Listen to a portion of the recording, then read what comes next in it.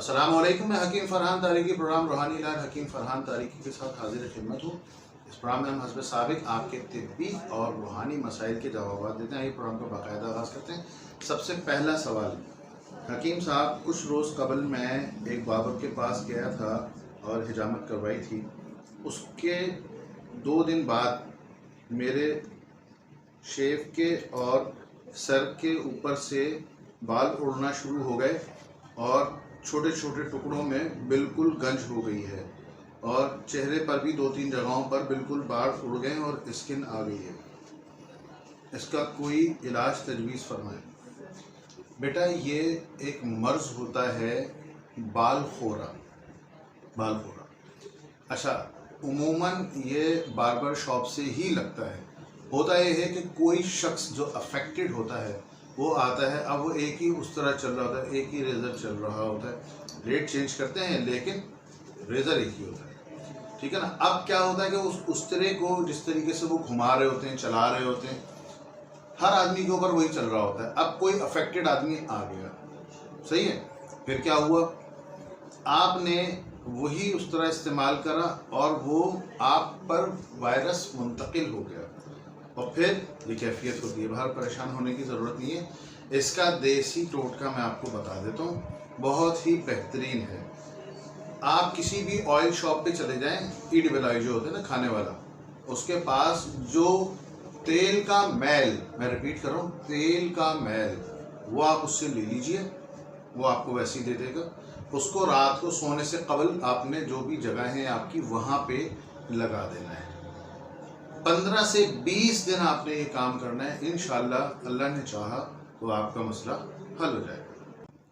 अगले सवाल की जानिब चलते हैं। हकीम साहब, मेरे चेहरे पर बहुत सारे दाने हैं और दाने थोड़े से मोटे हैं, पतले। इनमें कुछ में सुर्खी बामाइल हैं और कुछ येलो हैं। ये दाने फट जाते हैं, इसमें से पानी निकलता है और फिर ये दूसरी जगह हो जाते हैं और वो जो जगह है जिस पे दाना फटता है वो ब्लैकिश हो जाती है। मेरे पूरे चेहरे पर ऐसा ही हो रहा है। मेरी उम्र 17 साल है। बेटी, बात यह है कि आजकल बच्चियों में ये मसले हो रहे हैं और इसका सबसे बेस्ट सोल्यूशन ये है कि आप बाहर के ginger, French fries, fast food तमाम बंद कर दीजिए पहली फुर्सत में। इसके साथ साथ चिकन आपने बिल्कुल नहीं खाना है। चिकन आप ये समझ लीजिए कि एक जहर है जिसको खा के खुदा खास्ता आपने मर जाना है। मैं यहाँ तक आपको इतनी सख्त बात कह रहा हूँ। आप सबसे पहले तो ये ग़िज़ाई एहतियात कीजिए, क्योंकि जो कुछ भी आप खाती हैं वो डायरेक्टली जा कर के आपकी बॉडी पे अफेक्ट करता है। अच्छा, ये जो एज होती है ना 12 साल से लेके 19 साल तक की, इसमें ग्रोथ होती है, ठीक है, और आपका जिस्म जितनी नशोनमा इस टेन्योर में पाता है आपकी लाइफ में कहीं नहीं पाता। इस दौरान आपको चाहिए कि आप अच्छी से अच्छी ग़िज़ा लें, फल लीजिए, फ्रेश जूस लीजिए, बकरे का गोश्त खाइए, उसके कबाब खाइए, उसकी यखनी पीजिए, वो आपको बहुत फ़ायदा करेगा। ये तो आपकी होगी ग़िज़ाई एहतियात। अब आ जाइए आपके मसले की जानिब। देखिए बेटा, फिटकिरी, 5 ग्राम फिटकिरी तकरीबन एक खाने का चमचा बनता है। वो आपने लेके और एक छोटा सा कोई डिबिया पुरानी ले लीजिएगा, धुली हुई हो, उसमें फिटकिरी डाल के थोड़ा सा पानी डालिएगा, महलूल बना लीजिएगा, गाढ़ा, सही, ज़्यादा पानी नहीं डालिएगा। 1 खाने के चमचे 2 खाने के चमचे पानी मिला लीजिएगा उसमें। उसके बाद उसको महलूल बना के कॉटन बड, ठीक है, वो फुरारी नहीं होती जिससे कान साफ करते हैं, वो आप ले लीजिए। उसको आपने इसमें डिप करना है।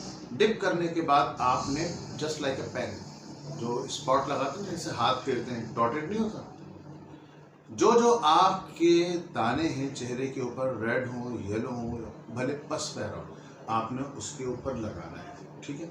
ये आप कम अज़ कम आपने ये 7 यौम तक करना है।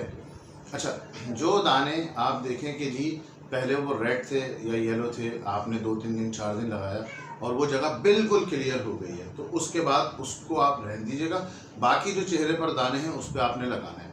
अच्छा, ये आपने मिसाल के तौर पे 7 यौम में आपके पूरे चेहरे के दाने आपने कवर कर दिए।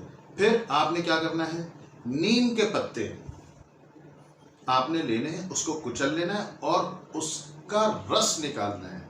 उसका तरीक़ेकार ये होता है कि आजकल मार्बल की खरल मिल जाती है, हवन दस्ता टाइप का जो होता है, उसमें आपने उसको कूटना है नीम के पत्तों को, उसके बाद सबको नीम के पत्तों को आपने एक मलमल के कपड़े में डालना है, उसको दबाना है। जब आप दबाएंगे तो उसमें से रस निकलेगा। अच्छा, उस रस को बिल्कुल वैसे ही कोई छोटे से जार में आपने ले लेना है और कॉटन बड लेके बिल्कुल उसको डिप करके, जैसे मैंने आपको बताया just like pen would dot it, तो आपने अफेक्टेड जगह के ऊपर लगाना है। ये अमल भी आपने 6 से 7 यौम लगातार करना है। इससे क्या होगा कि जो काले स्पॉट्स हैं आपके वो इंशाल्लाह गायब हो जाएंगे। समझ में आया ना। और जो अंदर अगर कोई ऐसी चीज़ है खुदा न खास्ता कि दोबारा उभारो, वो भी बंद हो जाएगा। अच्छा, एक काम और करना है कि रोज़ाना 5 पत्ते नीम के, उस पर ब्लैक स्पॉट ना पड़ा हो क्योंकि वो मक्खी की बीट होती है।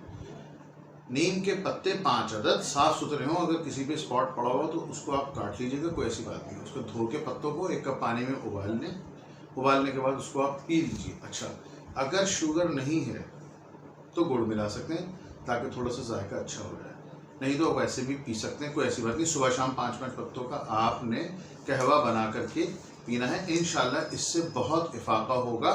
गर्म और मुरगन ग़िज़ाएँ, मिर्च मसाले वाली, तेज़ मिर्च मसाले वाली, इसके साथ साथ आप जैसे बाहर जाते हैं, वो कहते हैं भाई थोड़ा मसाला तेज़ रखिएगा, बाहर की ग़िज़ाएँ लोग खा रहे होते हैं, उसको थोड़े दिनों के लिए तर्क कर दीजिए।